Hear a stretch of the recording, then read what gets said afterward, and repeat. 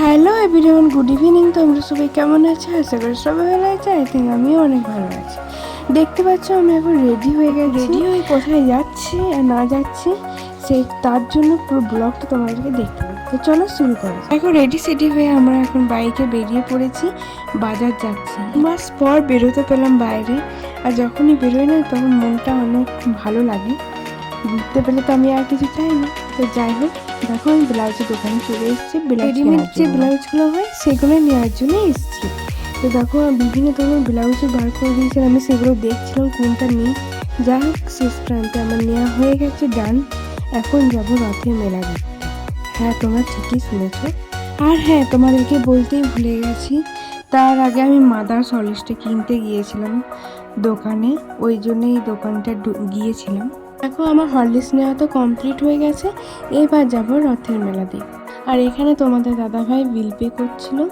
নেওয়ার পর তুমি গিয়ে দেখি মোমোর স্টল বসছে, আর আমার তো মোমো ফেভারিট, তার জন্য আমি নিয়ে নিলাম চিকেন মোমো। এদিকে আরও দোকানও বসেছিল। আর রথের মেলাতে ফেমাস থাকবে পাঁপড় আর জিলিপি, ওটা তো থাকবেই, তাই না? ফুচকা, অনেক কিছু দোকান বসেছিল। আর মাটির জিনিসও অনেক কিছু বসেছিল, সেগুলো তোমার সাথে দেখাবো আমি একটু পর। এটা তো উল্টো রথের মেলার ভিডিও, সোজা রথে তো যাওয়া হয়নি। আর কার কার উল্টো রথ সোমবারে হয়েছে একটু কমেন্ট করে জানিও। আমার তো এখানে তো মঙ্গলবারও হয়েছে, তো উল্টো রথে আর উল্টো দিনে ভিডিওটা হয়েছে। তো যাই হোক, আজকে তো শুক্রবার, আজকে ভিডিওটা পোস্ট করছি। দুদিন শরীর খারাপের জন্য আর ভিডিওটা পোস্ট করা হয়নি, তো আজকে শুক্রবারে পোস্ট করবো, একটু দেখে নিও। আর তোমরা হয়তো বুঝতেই পারছো কতটা পরিমাণে ভিড় হয়েছে। দেখো তখন কটা বাজবে, হয়তো 6:30 7টা হয়তো বাজবে। দেখো একবার এত ঠেলাঠেলি, এত ভিড়, ওই জন্য তোমার দাদাভাই আমাকে নিয়ে যেতে চাইছিল না। তারপর আমরা চলে গেলাম ঘুগনি খাওয়ার জন্য।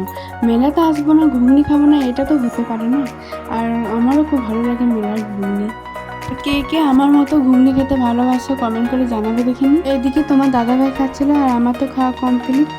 আর তোমার দাদাভাই বলছে আগে পেট পুজো তারপর দেখতে যাব, যেহেতু আমি এবছর রথ টানতে পাবো না, ওই দেখতেই যা পাবো, এই যে কারণে।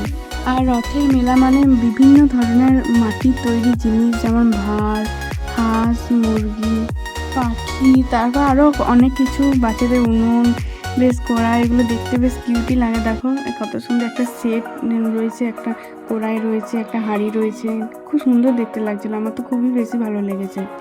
আর ওয়েদারটা একটু ডাউন ছিল বলে সেরকম দোকানদানি সেরকম বসেনি, বেশিরভাগ খাবারের দোকানটাই যা বসেছিল। যাই হোক, তারপরে আমরা চলে গেলাম হাঁটি পায়ে রথ দেখতে।